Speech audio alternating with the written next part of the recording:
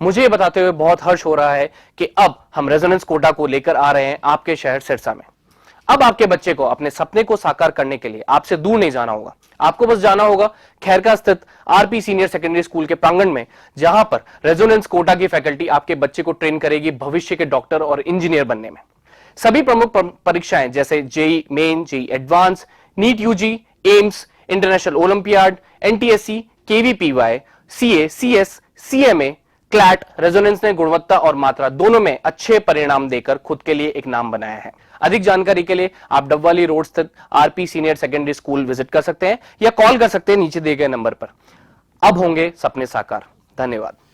नमस्कार, मैं हूं प्रबोध और आप देखना शुरू कर चुके हैं दी-सड़कनामा.com। इस वक्त हम मौजूद हैं रानिया विधानसभा क्षेत्र के गांव जोधपुरिया में और हमारे साथ कैबिनेट मंत्री चौधरी रणजीत सिंह हैं, उनके पोते हैं सूर्य प्रकाश चौटाला। और आपने 2019 का जो चुनाव है उसमें भी आपने देखा कि दादा के लिए पोते हैं, पोता वो पूरा स्टार प्रचारक थे और काफ़ी वीडियो है उनकी सोशल मीडिया पे खूब वायरल हुई। सूर्य प्रकाश है वो 3 साल बाद पहले 10वीं करते रहे, 11वीं 12वीं और फर्स्ट ईयर के बाद अब जो है फिर से रानिया क्षेत्र की ओर लौटे हैं।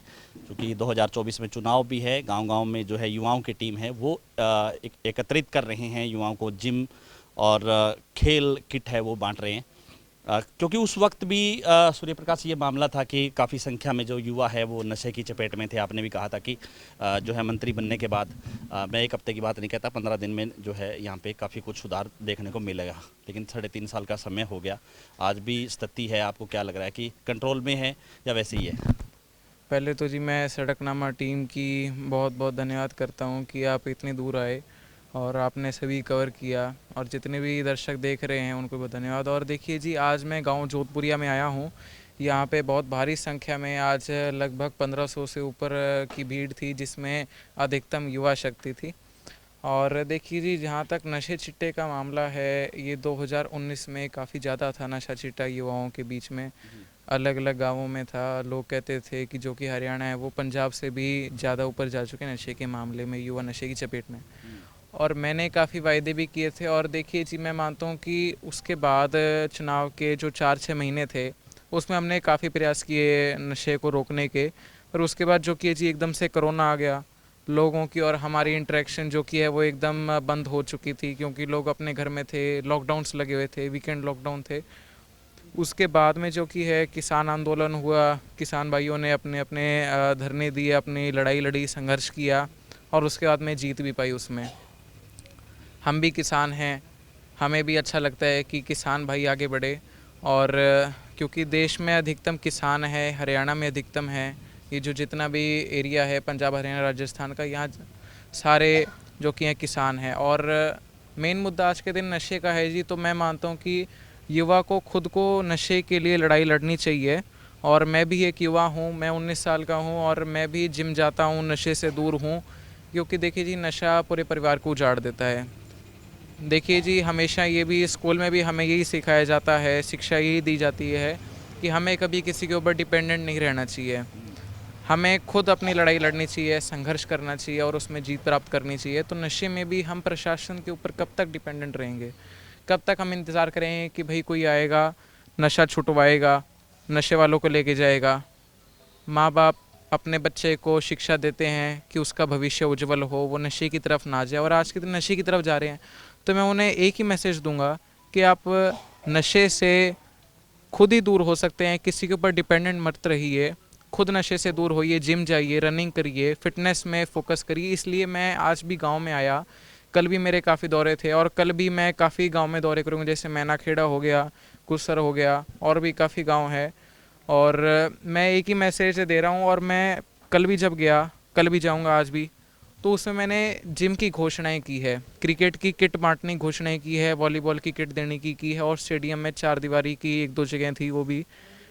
क्योंकि मैं खाड़े वगैरह की इसलिए नहीं दे रहा, क्योंकि मैं तो युवा के लिए चाहता हूँ युवा नशे से दूर हो, क्योंकि मैं भी एक युवा हूँ।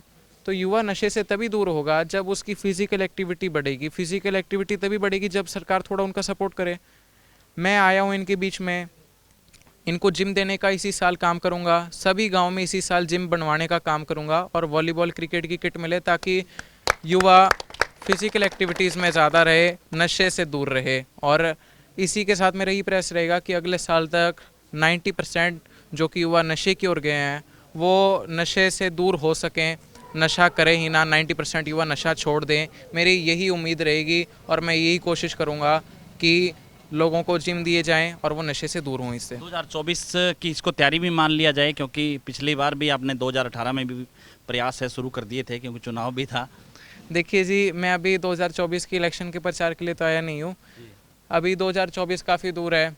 एक साल बाद हम भी भूल जाते हैं कि यार पिछले साल अपने माता पिता ने डांटा था अभी हमें, हम तो 2 दिन बाद भूल जाते हैं। तो मैं चुनाव के लिए नहीं आया, को वोट मांगने नहीं आया। वोट मांगने तो अगले साल आएंगे, महीने 2 महीने पहले वोट मांगेंगे। अभी तो मैं विकास कार्य करवाने के लिए आया हूँ, युवाओं को नशे से दूर करवाने के लिए आया हूँ, क्योंकि मैं भी समझता हूँ अगर युवा नशे से दूर होगा तो युवा देश की सबसे बड़ी जो कि है शक्ति बनेगा। और वो देखिए जी, मैं मानता हूँ कि सरकार में आज के दिन भागीदारी जो कि है युवाओं की बहुत कम है। वो तभी ज़्यादा भागीदारी होगी जब युवा नशे से दूर होगा। चाइना में पहले 1 चाइल्ड पॉलिसी थी, वो क्यों हटा दी गई? क्योंकि युवा की कमी रह गई, डेवलपमेंट हो नहीं रही थी। वही बात इंडिया में 1 चाइल्ड पॉलिसी तो नहीं है, पर युवा नशे की ओर है। अगर युवा नशे से दूर हो गया ना जी, तो मैं मानता हूँ 70% भागीदारी युवा की ही होगी सरकार में आगे। तो युवाओं को जो रोजगार है उसको लेकर के क्या स्थिति है आपके हल्के की हम बात करें तो? क्योंकि जब चौधरी साहब मंत्री बने थे तो काफ़ी युवाओं को ये उम्मीद थी कि उनको रोजगार मिलेगा, लेकिन उसको अब पैटर्न को देखें। हालांकि आपने भाषण में भी कहा कि जो हम कर सकते थे वो हमने किया, प्राइवेट्स जो है सेक्टर हैं उसमें हम जॉब लगवा रहे हैं युवाओं की। जी बिल्कुल, सरकारी नौकरी तो आज के दिन कौशल विभाग पे, वो तो आपके ऊपर है जी। अगर आपकी मेरिट आती है तो आप नौकरी लगेंगे, कुछ नहीं लग पाते मेरिट आने पर भी, क्योंकि पीछे भी काफ़ी भर्तियाँ खाली रह गई थी, कुछ पेपर लीक भी हो गए थे, तो उस कारण से सरकारी नौकरी नहीं मिल पाई। पर फिर भी चौधरी साहब ने इतना प्रयास किया कि 400 से ज़्यादा युवक जो कि हैं वो सरकारी नौकरी उनको मिली। रानिया हल्के के, अकेले रानिया हल्के, बाकी तो अलग हैं। और आगे भी हम कोशिश करेंगे सरकारी नौकरी मिले। और मैं फोकस ये कर रहा हूँ कि प्राइवेट में अगर युवा लगता है तो हम जितने हो सके उतने प्राइवेट में नौकरी लगाएंगे, कोई प्राइवेट फैक्ट्री में हो गए, कोई कंपनीज़ में हो गए, ताकि वो आगे भी उनकी प्रमोशन होए। तो बाकी जो वायदे थे जो 2019 को लेकर के, आप क्या मानते हैं कि कितना क्योंकि 3.5 साल का समय बीत चुका है, कितना % है वो पूरा हो पाया? जी देखिए, घोषणा हमने 500 करोड़ से ऊपर की करी हुई थी, जिसमें आज मैंने पत्र पढ़े तो 400 करोड़ से ऊपर का जो कि डेवलपमेंट का काम हो चुका है। मैंने इसी गांव में आपके सामने लोगों से पूछा था, 1 करोड़ 11 लाख के जो कि काम है वो सिर्फ एक गांव जोधपुरिया में हुए हैं, और रानी हल्के में 85 से ज़्यादा गांव हैं। पहले 84 थे, अब बढ़ रहे हैं। तो जो कि है, मैं मानता हूँ जी कि इतने गाँव में अगर मान लो हर गाँव में 1-1 करोड़ रुपये मिल रहे हैं, तो सोचिए 84 गाँव में मान लो आप 100 करोड़ के आसपास मिले होंगे। कुछ तो गाँव बड़े भी हैं, तो 400 करोड़ से ऊपर काम हो चुके हैं, नहरें बन चुकी है, किसानों को मदद मिल रही है, फसल बढ़ चुकी है। सब युवा साथी जो कि हैं वो किसानी में भी इंगेज हो रहे हैं, और मैं मानता हूँ कि अगर वो जिम वगैरह फिजिकल एक्टिविटी में इंगेज होंगे तो नशे से अपने आप दूर होंगे और आगे बढ़ेंगे। धन्यवाद। तो ये थे हमारे साथ सूर्य प्रकाश चौटाला। लगातार हमारे साथ बने रहिए और इस वीडियो को आप ज़्यादा से ज़्यादा शेयर जरूर कर दीजिए। कमेंट सेक्शन में आप अपनी राय जरूर दीजिए कि इस पूरे इंटरव्यू को लेकर के आप क्या सोचते हैं। बहुत बहुत शुक्रिया।